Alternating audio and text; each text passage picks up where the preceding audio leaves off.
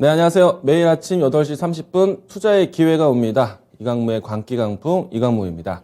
자, 전일 나스닥이 이틀 연속 빠졌습니다. 큰 폭의 하락세가 이틀 연속 진행이 되었고요. 이틀 연속 동안에 연준의 의사록 공개 때문에 시장의 하락이 연출되었습니다. 자, 어제 의사록을 확인하면서 전반적으로 시장이 공격적인 긴축과 그리고 금리 인상에 대한 폭을 넓히는 빅스텝이 시작이 되겠구나라고 예상을 했습니다. 그 부분들을 조금 체크해보고 진행하도록 하겠는데요. 우선 이제 숫자적으로 이야기 드리면은, 정말 우리가 3월달 예상했었던 이 긴축에 대한 속도가 더 빨라지고 있는 것 같습니다. 국채 600억 달러와 그리고 MBS 주택저당증권 350억 달러가 긴축에 논의가 되었기 때문에, 시장에서 기존에 가지고 있었던 스트레스보다는 좀 더 큰 긴축에 대한 속도를 보일 것으로 생각하고 있고요. 이 때문에 인플레이션에 대한 우려도 함께 나오고 있습니다. 이 국채에 대한 그러니까 그 긴축에 대한 속도 같은 경우에는 시장 전반적으로 어느 정도 좀 예상된 스탠스였고요. 그리고 인플레이션에 대한 우려가 워낙에 단기적으로 좀 집중되다 보니까 금리 인상에 대한 이 보폭도 좀 큰 보폭이 좀 필요하다라고 이야기가 좀 나왔습니다. 아무래도 이제 시장에 대한 걱정이 좀 단기적으로 집중되지 않았나 생각이 되는데, 자, 주가 차트 보도록 하겠습니다. 자, 우선은 이틀 연속 크게 많이 빠졌지만 나스닥이 이틀 기존에 큰 반등이 나왔기 때문에 이틀에 빠진 모습이 나오더라도 아직까지는 하단에 대한 하방 테스트를 할 수 있는 위치가 좀 존재한다라는 걸 좀 보시면 좋을 것 같고요. 자, 우선은 단기간 빠지는 위치에서 오늘 위치에서는 20일 이동평균선에 대한 걸쳐 있는 위치에서는 반등을 한 차례 정도 시도를 했습니다. 이 때문에 만약에 하단에 대한 위치, 지금 일단 상단에 대해서는 박스권에 대한 상단을 확인을 했는데, 하단에 대한 위치에 대해서 지금 현재 포인트 13,800포인트 혹은 만약에 추가적인 조정이 나온다면은 13,100포인트 위치까지에 대한 하단을 준비하고 있을 겁니다. 일찍이 모건 스탠리 쪽에서 베어 마켓 장세라고 이야기를 했었는데 추가적인 조정을 좀 암시를 하고 있습니다. 다만 이제 우리 증시보다는 먼저 앞단에서 잘 올라왔던 위치가 있기 때문에 조금 더 하방 지지에 대한 여유폭은 좀 있지 않을까 생각을 합니다. 단기간 이틀 동안에 크게 집중되었지만은 연준에 대한 의사록은 이미 공개가 된 상태이고요. 이제는 금리 인상에 대한 스케줄까지 대략 한 달여 이상 남았습니다. 그렇기 때문에 긴 시간 동안에 하단에 대한 테스트는 충분히 좀 여유롭게 가져가지 않을까 생각을 합니다. 이렇게 이제 시장에 대한 급변하는 좀 이틀간의 모습을 봤기 때문에 아마도 우리 증시에 대한 움직임들은 단기간 위축될 수밖에 없겠다라고 생각이 되는데, 여기서 코스피에 대한 지수 차트 확인해 보도록 하겠습니다. 자, 코스피 지수 차트는 미증시보다는 좀 더 일찍 박스권 상단을 확인을 했습니다. 제가 항상 이제 박스권 상단에 대한 위치를 2,750포인트를 좀 봤었는데요. 이제 하단 같은 경우에는 2,650포인트대. 자, 이 위치에서 박스권 상단에 대한 테스트 준비를 그동안에 최근까지 진행해 왔기 때문에 아마도 상단에 대한 부담에 대해서는 크게 의식하지는 않을 것 같고요. 만약에 이제 하단으로 내려오는 시간에 대해서도 충분히 좀 조정에 대한 시간을 갖지 않을까 생각을 합니다. 다만 이제 어제 미증시에 대한 하락은 우리 코스피 시장의 21선을 좀 위협할 수 있기 때문에 오늘 시초가 2,700포인트 근접에서 변동될 수 있다는 것 예상을 해보도록 하겠습니다. 자, 그러면은 미증시처럼 우리 증시도 기술주의 하락, 대형주의 하락, 시가총액 상위 종목들에 대한 수급 불안이 단기적으로 나올 수밖에 없습니다. 그러면은 물론 이제 하방 지지에 대해서 준비를 하겠지만은 일단 오늘은 하락이 좀 불가피할 수밖에 없겠다. 그러면은 종목에 대한 선택에 대한 폭이 좀 제한적이겠죠. 자, 이런 시장이 조정되는 모습들이 연출되면은 단기적인 종목들로 많이 집중이 됩니다. 테마주를 찾아볼 수밖에 없어요. 그리고 빠른 뉴스를 볼 수밖에 없습니다. 자, 어제 쌍용차 인수에 대한 이 참여하는 기업들에 대한 변동이 상당히 급변하고 있는데, 어제 장이 마감하고 난 다음에 KG그룹도 쌍용차 인수에 대한 의사를 표했습니다. 이 때문에 KG 이니시스, KG 모빌리언스 관련된 그룹사, 계열사 모두 다 오늘은 장 초반의 움직임이 좀 빠르게 진행될 것 같고요. 대신에 이제 그 종목들 포인트를 잡기보다는 오늘 시장이 빠진다고 했을 때 제가 사고 싶은 종목을 가지고 왔습니다. 키워드는 많이 소개를 드렸던 내용들입니다. 재개발, 재건축에 대한 키워드를 던지면서 인테리어 관련된 종목 가지고 왔었는데요. 오늘 제가 준비한 종목, 덕신 하우징을 가지고 왔습니다.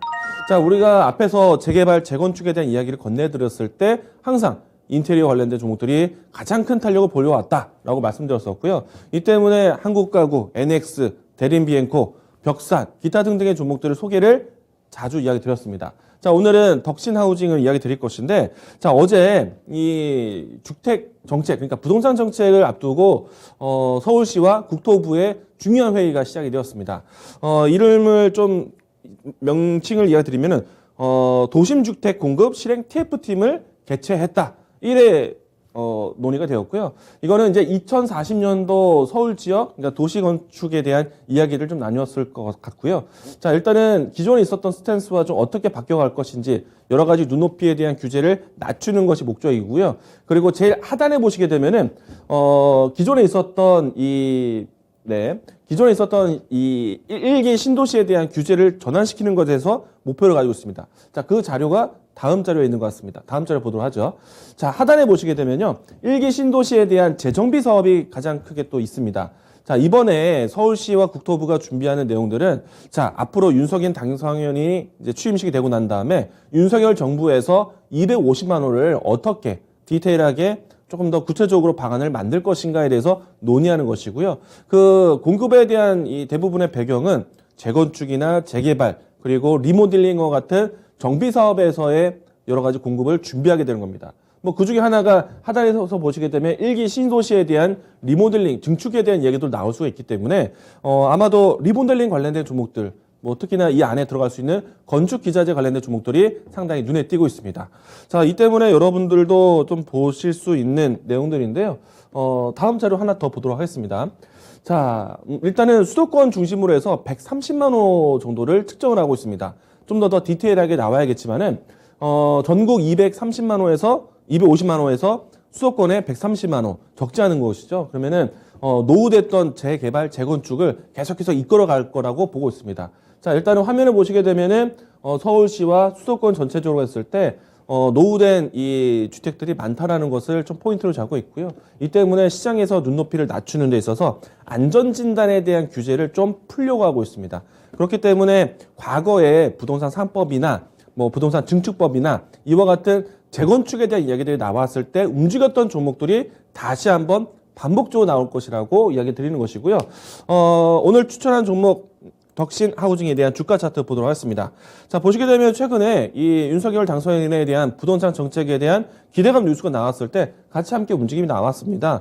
이 종목 같은 경우에는 뭐 데크 플레이트라고 해서 우리가 이제 거푸짐을 이용해서 여러 가지 이 건축에 대한 뼈대를 만드는 역할, 그리고 층수를 올리는 역할, 이와 같은 이 중요한 건축 기자재 시공이 있는데 그 안에 들어가는 제품군을 만들고 있습니다.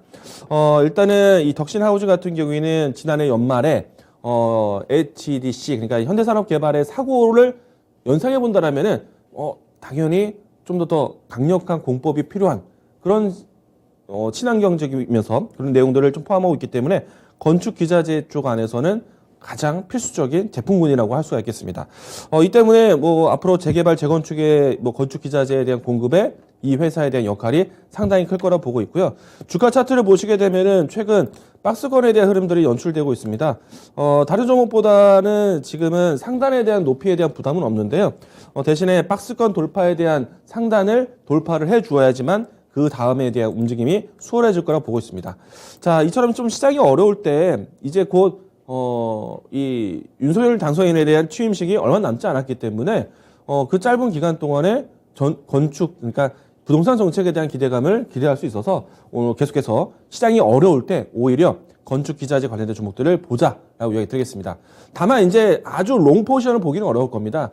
취임식을 앞두고 있어서 변동될 수 있는 부동산 정책에 대한 이야기들 때문에 보는 것이기 때문에 저는 단기적으로 본다라면은 한 달여 정도 안에 동안에는 계속 뉴스가 반복되지 않을까 예상을 하고 있습니다. 물론 이제 롱 포지션을 본다라면은 윤석열 정부 기간 동안에 건설 관련된 내용들은 계속 반복이 될 거라고 보고 있는데, 자, 일단은 이번에 재건축 재개발에 대한 키워드는 취임식에 대한 전후로까지 보는 시점이다라고 이야기 드리겠습니다. 자, 이 종목은 오늘 하락 출발한다라면은 더 좋을 것 같은데, 자, 일단 시청자분들 같은 경우에는 가격적으로 했을 때 2,200원 라인 때까지 분할 접근하셔도 좋겠다라고 말씀드리겠고요.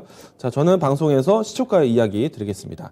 자, 그리고 목표 가격은요, 이 박스권 돌파해서 연중 신고가 위치 근접한 3,400원 라인 때까지 1차적 목표가, 그리고 손절 라인 때는 2,150원 제시하도록 하겠습니다.